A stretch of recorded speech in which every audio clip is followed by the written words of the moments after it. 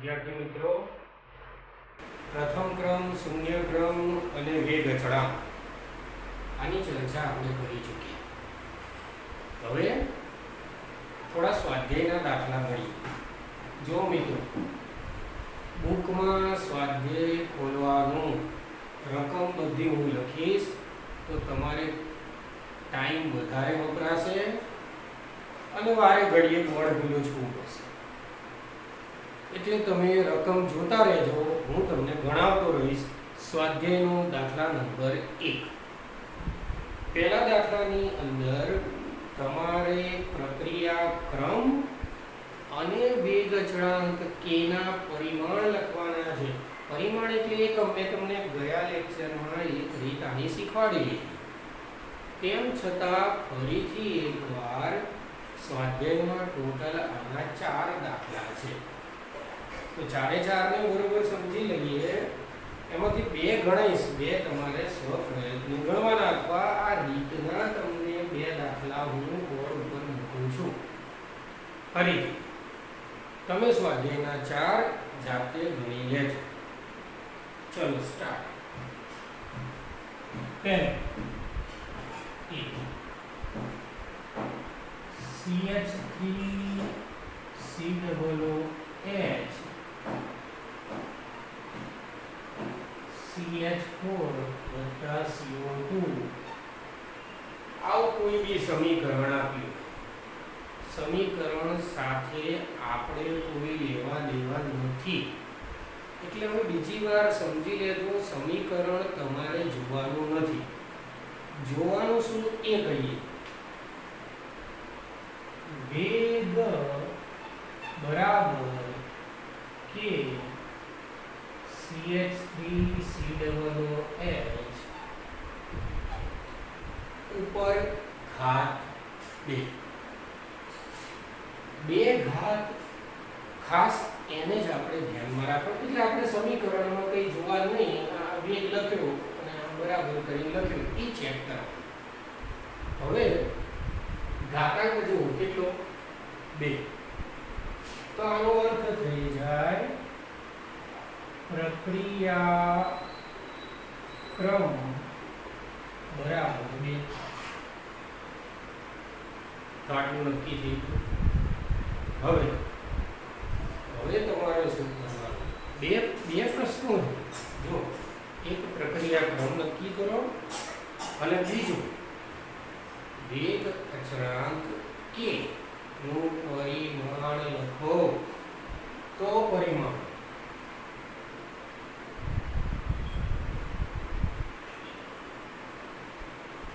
કેનું પરિમાણ એટલે એકમ. આ રીતે આવશે મોલ પ્રતિ લિટર -1 સમય ઇન્વર્સ 1 - n.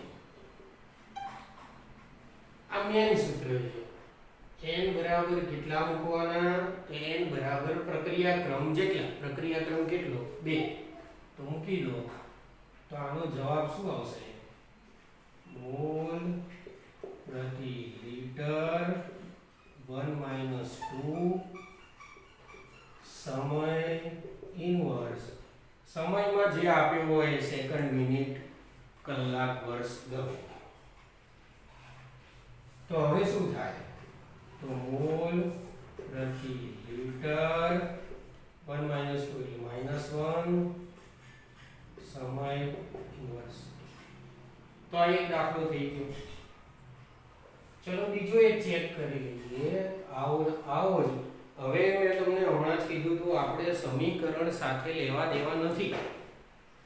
તો સમીકરણને આપણે લખતા નથી.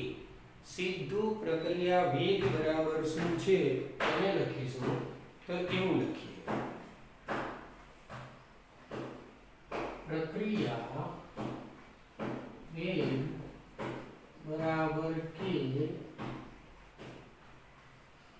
ચલો અહીંયા કંઈક જુદું લખીએ,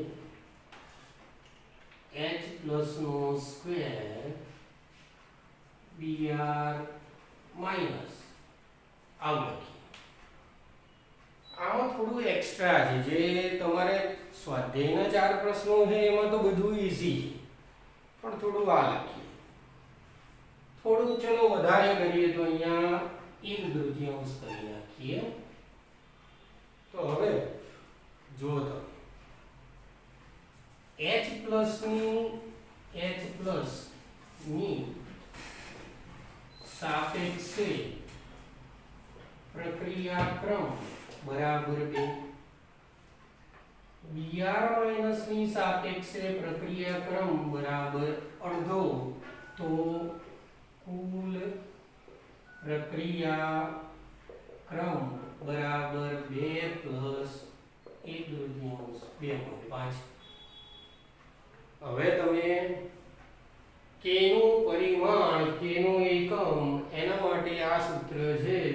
શું કરવાનું? n ની જગ્યાએ ખાલી પ્રક્રિયા ક્રમ અહીંયા કેટલો છે? 2, અહીંયા કેટલો છે? કોઈ 2.5.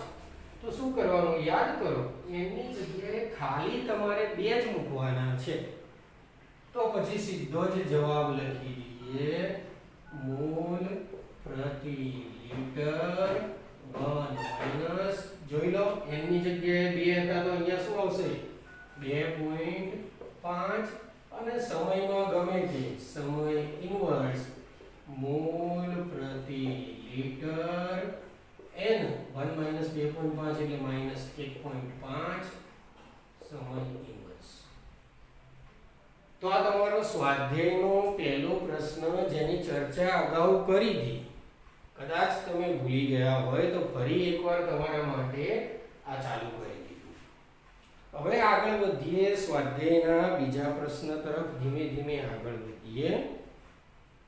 તો આ પહેલા પ્રશ્નમાં સમજણ પડી ગઈ હશે. તમારે આને 4 પ્રશ્નો સ્વાધ્યાયમાં આપ્યા છે, એને રિપીટ કરી લેવાના, એટલે તમને આની પ્રેક્ટિસ થઈ જાય. આ પૂછાય VSQ માં, 1 માર્કમાં પૂછાશે. જેથી હવે આને જવા દઈએ. હવે સ્વાધ્યાયમાં થોડા આગળ વધીએ.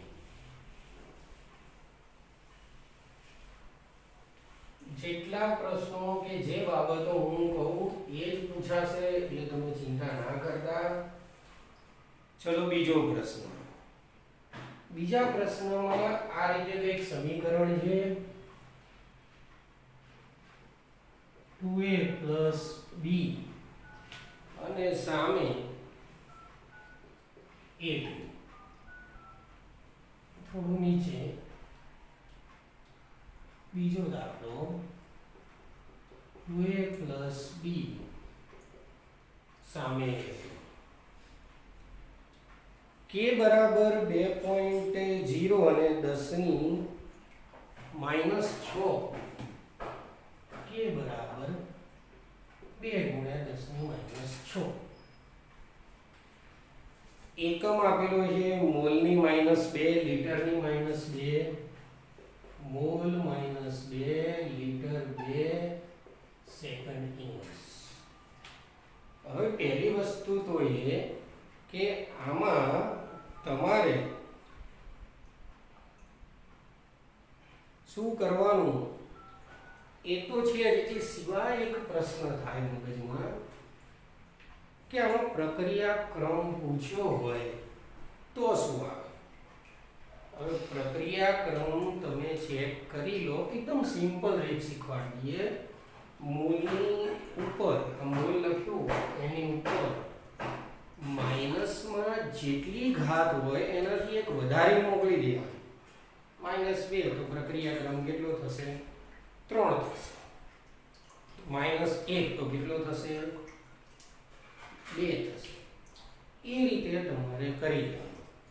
હવે બુદ્ધિ દોડાવો કે આટલું આપ્યું છે તમને પ્રશ્નમાં પૂછ્યું છે કે પ્રારંભિક પ્રક્રિયા વેગ ગણો.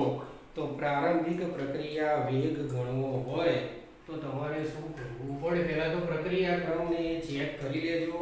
સાંદ્રતા પણ આપેલી છે તમને, એ બરાબર આટલા, આ બરાબર આટલા વગેરે એ તમને આપેલું છે. બીજું, પ્રક્રિયા વેગનું સમીકરણ તમને આપ્યું છે. પ્રક્રિયા વેગ બરાબર k, ત્યારબાદ a b². આ સમીકરણ બરાબર. k આપેલો છે. પ્રારંભિક વેગ તમારે ગણવાનો છે. પ્રારંભિક વેગમાં તમારે કંઈ જ કરવાનું નથી. k ની કિંમત કેટલી? 2 × 10⁻6. a ની સાંદ્રતા, તો a ની સાંદ્રતા ચેક કરી લો કેટલી આપેલી છે 0.1 અને b ની કેટલી આપી છે 0.2. તો અહીંયા a ની જગ્યાએ 0.1 આવશે, b ની જગ્યાએ 0.2 નો સ્ક્વેર આવશે. આને ઉકેલી લો કેલ્સી વડે. એ તો તમારે જાતે જ કરવું પડશે. કેલ્સીનું કામ તમારે જાતે કરવું પડશે. ચલો, a ની સાંદ્રતા ઘટીને 0.06 થાય તો પ્રક્રિયા વેગ શોધો. હવે એને તમારે થોડો ચેક કરવો પડશે કે ભાઈ a ની સાંદ્રતા ઘટી ગઈ તો પ્રક્રિયા વેગ કેટલો થશે એ તમારે જોવું પડશે. ચેક કરી લઈએ. પહેલા સમીકરણ એકવાર લખી લઈએ. સમીકરણમાં 2a + b સામે a2 આ રીતનું સમીકરણ છે. હવે a ની સાંદ્રતા ઘટીને કેટલી આવી ગઈ? a ની સાંદ્રતા પહેલા કેટલી હતી 0.1. એ ઘટીને કેટલી થઈ ગઈ ચેક કરી લો કે શું આપેલું છે 0.06 થઈ ગઈ. તો આની સાંદ્રતા 0.06 થઈ તો સામે b ની સાંદ્રતા કેટલી હતી 0.2. તો કેટલી ઘટાડો થયો હશે એ તમારે વિચારવાનો રહેશે. શાંતિથી આનું વિચારવાનું કે ભાઈ જો a ની આટલી થઈ ગઈ હોય તો b ની કેટલી થાય એ તમારે વિચારવાનું. કેટલી ઘટી હશે, શું હશે એ તમારે વિચારો તો શું થાય. જો ધારો કે આમાંથી x ઓછા કરીએ તો આ તો આ સંખ્યા જો આપણે મૂળ સંખ્યા 2 અને આ મૂળ સંખ્યા 1, તો આનાથી આ તો અડધા જ ઘટવાના. એટલે માની લો કે આપણે ડબલ ના 2x મૂકીએ તો અહીંયા શું આવશે x. હવે આ સાંદ્રતા શું થાય ખરેખર 0.1 - 2x. અહીંયા શું આવશે 0.2 - x. તો આ રીતની આની વાર્તા આવે. હવે તમે આને પહેલા x શોધી કાઢો તો પણ ચાલે. એટલે તમારે બીજી વાર્તા પૂરી થઈ જાય. x બરાબર કેટલા થાય 0.1 - 2x બરાબર કેટલા આપે છે 0.06. આના ઉપરથી x નક્કી કરો કેટલો થશે. લગભગ 0.02 થશે. તો આમાંથી 0.2 માંથી x ની કિંમત આ રીતે નક્કી કરવાની છે 0.1 - 2x બરાબર 0.06. 2x બરાબર 0.1 માઈનસ 0.06 0.04, x બરાબર 0.02. હવે આ કિંમત તમારે આમાં મૂકવાની 0.02. તો અહીંયા શું આવશે 0.18. તો વિચારી લો હવે a ની સાંદ્રતા કેટલી આવી 0.06 અને b ની સાંદ્રતા કેટલી આવી 0.18. આ કિંમતો ફરીથી પ્રક્રિયા વેગના સૂત્રમાં મૂકી દો કે a b². ફરીથી k ની કિંમત શું 2 × 10⁻6. a ની કિંમત કેટલી 0.06, b² એટલે 0.18 નો સ્ક્વેર. આનો જવાબ લઈ લો એ જવાબ. થોડો અઘરો દાખલો છે, કોઈ દિવસ પૂછાતો નથી, પણ તેમ છતાં ફરી એકવાર ચેક કરી લેજો. ક્યાંય ગડમથલ તમારા મગજમાં થવી જોઈએ નહીં. જોઈ લઈએ. પ્રારંભિક પ્રક્રિયા વેગ એટલે શરૂઆતમાં તમારો પ્રક્રિયા વેગ કેટલો. તો શરૂઆતમાં પ્રક્રિયા વેગમાં શું આવે k આવશે, a આવશે, b શરૂઆતની સાંદ્રતા મૂકી. હવે વિચારવાનું એટલું રહ્યું કે સાંદ્રતા ઘટી જાય. સાંદ્રતા ઘટીને કેટલી આવે a ની સાંદ્રતા ઘટીને 0.06 થાય. તો પછી b ની સાંદ્રતા ઘટે ને, b ની કેટલી ઘટશે? એના માટે a ની સાંદ્રતામાં 0.1 2x લખ્યા. હવે પ્રશ્ન એ થાય કે અહીંયા 2x કેમ લખ્યા? તો અહીંયા 2 એટલે 2x લખવાના, 1 હોય તો x લખવાના. આ બંનેની બાદબાકી કરવાની. બાદબાકી કરો તો અંતિમ સાંદ્રતા, આ કઈ કહેવાય? શરૂઆતની કહેવાય. આ શું થાય? ઘટાડો થાય. તો આ બાદબાકી જેટલી મળશે.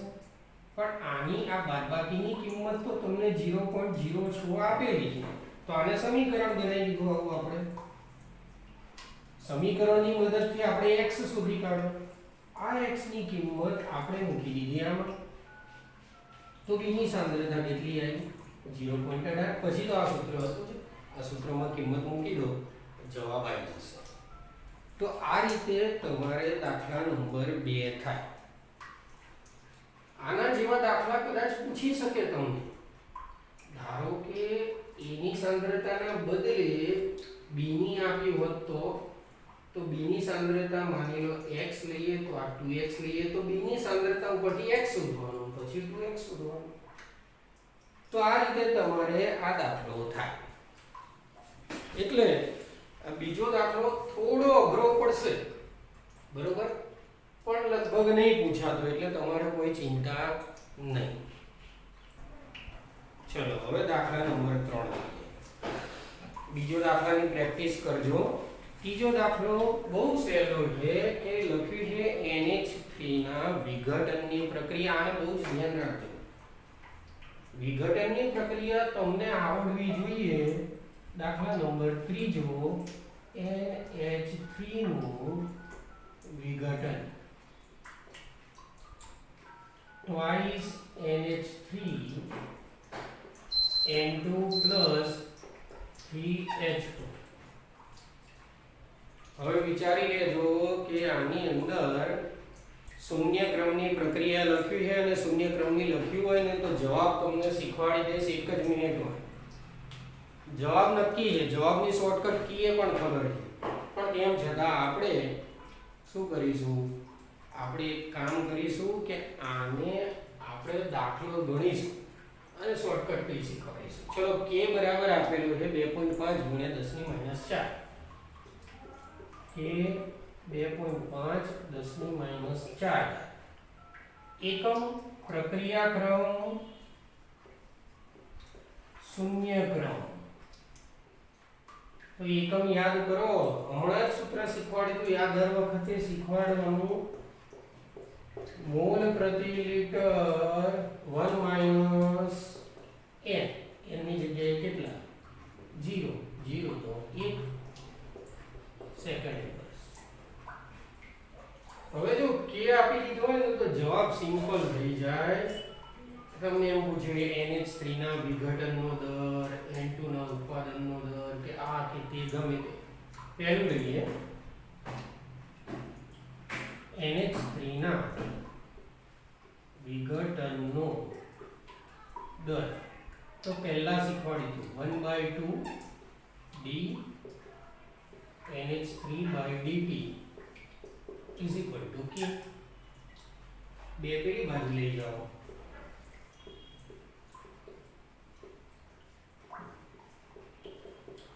2k 2 × k બરાબર તો આપેલા છે. આ પહેલું થઈ ગયું. હવે N2 તમે જાતે કરજો. H2 ના ઉત્પાદનનો દર પ્લસ આવશે આમાં dH2/dt બરાબર k. વિચારી લેજો કે તમારે અહીંયા 1/2 મૂક્યા હતા કેમ કે 2 હતા, અહીંયા કેટલા છે 3, તો અહીંયા શું આવશે 1/3. 3 ને પેલી બાજુ લઈ જાઓ તો dH2/dt is equal to 3k. 3 × 2.5 10⁻⁴.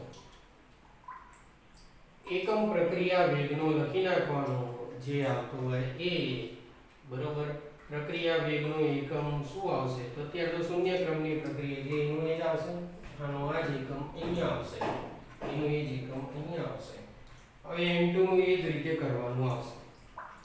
2 × 10⁻⁴ × 10⁻⁴ × 3 × 2.5 10⁻⁴. 1 × 2 = 2, 2 × 3 = 3, 3 × 2 = 6. 6 × 2 = 24. 6 × 2 = 24. એકમ હવે શોર્ટકટની વાત, સિમ્પલ જો એક માર્ક કે પેલા નેટ બીટમાં પૂછાય કે આપ્યો હોય ને એની મૂળ સંખ્યા વડે ગુણી નાખો એટલે જવાબ. ધારો કે NH3 નો પૂછે તો 2k, આનો પૂછે તો 1k, આનો પૂછે તો 3k.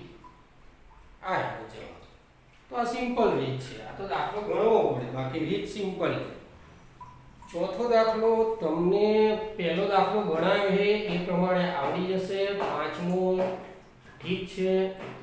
છઠ્ઠો મૌખિક દાખલો એને પણ એકવાર જોઈ લઈએ કે શું કીધું છે કે પ્રક્રિયાના સંદર્ભમાં દ્વિતીય ક્રમની છે સાંદ્રતા બમણી કરવામાં આવે અને અડધી કરવામાં આવે તો જવાબ શું આવે. તો આપણે એક મજાની વસ્તુ છે કે તમને છઠ્ઠો, ચોથો પહેલા જેવો છે, પાંચમો થિયરી એટલે સીધો છઠ્ઠો.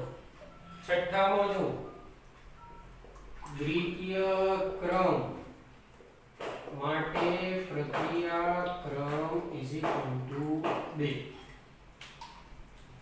દાખલો ગણવો હોય તો પ્રક્રિયા ધારી લેવાની. ધારો કે R થી P પ્રક્રિયા વેગ બરાબર k R પ્રક્રિયા ક્રમ 2 એટલે 2. હવે પહેલાનો જવાબ કે સાંદ્રતા બમણી કરવામાં આવે તો જવાબ તો ટૂંકમાં તો સેમ જ છે. સાંદ્રતા બમણી એટલે અહીંયા બગડો મૂકો તો બગડાની 2 ઘાત, તો જવાબ શું આવે 4. પણ એ 4 ગણો જવાબ લાવવા માટે શું કરવું પડશે કે પ્રક્રિયા વેગ બરાબર k r². બરાબર. હવે નવી સાંદ્રતા મુજબ શું થાય, તમારે શું કરવું પડશે, r ની સાંદ્રતા ડબલ તો સાંદ્રતા બમણી કરતા 2r મૂકવાનું, 2r નો સ્ક્વેર થઈ જાય તો 2r નો સ્ક્વેર એટલે 4r² થઈ જાય. તો આનાથી આ 4 ગણી થઈ જાય. અને જો સ્ટેપ વાઇઝ મૂકવું હોય તો એ પણ જોઈ લઈએ એટલે તમારે વાંધો ના આવે કે નવો પ્રક્રિયા વેગ ભાગ્યા મૂળ પ્રક્રિયા વેગ. જૂનો લખીએ તો નહીં સારું લાગે, મૂળ પ્રક્રિયા વેગ લખીએ. નવામાં શું આવશે કે સાંદ્રતા બમણી કરવાની છે એટલે 2r². નીચે શું આવશે મૂળમાં k અને r² tk ગયા 2 નો બદલે 4 બોક્સમાં r² ભાગ્યા r². આ ઉડી ગયા, જવાબ આવ્યો 4 ગણો. એ જ રીતે સાંદ્રતા બમણીની જગ્યાએ અડધી કરવામાં આવે તો બીજું અડધી વાળું જોઈ લઈએ. તો એમાં પણ નવો પ્રક્રિયા વેગ ભાગ્યા મૂળ પ્રક્રિયા વેગ બરાબર k સાંદ્રતા અડધી એટલે r/2² નીચે k r². હવે સિમ્પલ કરી નાખીએ. k ઉડી ગયા, r² જતો રહેશે 1/2 નો વર્ગ એટલે 1/4 એટલે 1/4 ગણો થઈ જાય. તો આ રીત સાથે છે. બાકી શોર્ટકટ તો તમને કહી જ દીધું. બમણો એટલે 2 મૂકો તો 2 નો વર્ગ 4 અને અડધો તો 1/2 મૂકો તો 1/4. આ સિમ્પલ જવાબ. આ તમારે નીટમાં સિમ્પલ જવાબ, બાકી ગણવાનો આ રીતે ગણવું પડે. તો આ રીતે સ્વાધ્યાયનો છઠ્ઠો દાખલો પૂરો થાય.